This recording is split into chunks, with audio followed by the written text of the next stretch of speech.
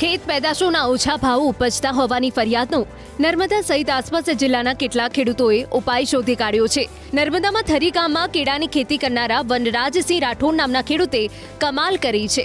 તેઓ ઉચ્ચ ક્વોલિટીના કેળાની Oman, Saudi Arabia, UAE, Iraq, Uzbekistan, Turkey, Syria, Jordan, Qatar, Kuwait સહિતના દેશોમાં નિકાસ કરી સારી કમાણી કરી રહ્યા છે। ખાસ કરીને G9 કેવેન્ડિશ જાતના કેળાની આંતરરાષ્ટ્રીય બજારોમાં ભારે માંગ છે। વિદેશી નિકાસથી ખેડૂતોને સીધો બમણો નફો મળી રહ્યાનો દાવો છે। હાલ ઉનાળામાં જ્યાં કેળાના ભાવ લગભગ 230 રૂપિયા છે, ત્યાં સ્ટાર્ટઅપ ખેડૂતોને 50 થી 60 રૂપિયા વધુ ભાવ ઉપજાવી રહ્યું છે। વનરાજસિંહ સાથે હાલ 500 જેટલા ખેડૂતો જોડાયેલા છે। એક કંપની આવી હતી, એની જોડે કામ કર્યું અને ત્યારબાદ એ કંપની કંઈ કારણોસર બંધ થઈ ગઈ। ત્યાર પછી અમે પાછા ડાઉન થઈ ગયા, તો અમે એવો વિચાર આવ્યો કે અમે પોતે ચાલુ કરીએ। ત્યાર પછી અમે જાતે ચાલુ કર્યું એક્સપોર્ટનું, તો એમાં સારું રહ્યું। ત્યાર પછી ખેડૂતોને જોઈન્ટ કર્યા, તો એક પછી એક કરીને અત્યારે 500 ખેડૂતો છે અમારી જોડે। 3 રાજ્યોમાં ચાલે, ગુજરાત, મહારાષ્ટ્ર, એમપીમાં ચાલે છે આપણી કંપની, અને સારો એવો ભાવ લોકોને મળે છે આપણા કામ કરવાથી।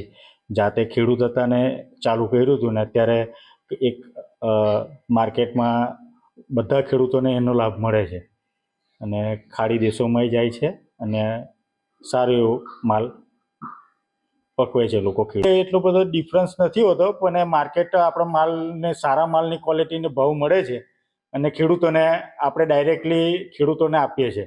વચ્ચે કોઈ વેપારી નથી હોતો, એટલે ખેડૂતોને લાભ સારો મળે છે, એનાથી ખેડૂતો સદ્ધર છે। કઈ ક્વોલિટીનો માલ હોય છે, કયા કયા દેશોમાં જાય છે? A1 ક્વોલિટીનો માલ હોય છે અને દુબઈમાં જાય છે, ઓમાનમાં જાય છે, બહેરીનમાં જાય છે, બધા દેશોમાં 5-6 દેશોમાં જાય છે। કેળું એવું નથી હોતું, G9 કેળું બી થાય છે, વિલિયમસન બી થાય છે, બધા જ કેળા થાય છે, પણ સારી ક્વોલિટીના પકવે તો બહાર એક્સપોર્ટ થાય છે। અત્યારે માર્કેટનો ભાવ 250 થી 260 રૂપિયા છે। અમારો ભાવ 300, 310, 20, 30 લગીને અમારી કંપનીનો બી ભાવ છે। તો એનાથી ફાયદો જે ખેડૂતોને જે કોસ્ટ નીચી જાય છે તેની જગ્યાએ સારું રહે છે, ખેડૂતોને ફાયદો રહે છે। જે માર્કેટમાં અત્યારે ખાતરના બધા ભાવ વધારે છે, તેનાથી જે સારી ક્વોલિટીના પકવે છે ખેડૂતો, એમની માટે બેટર છે।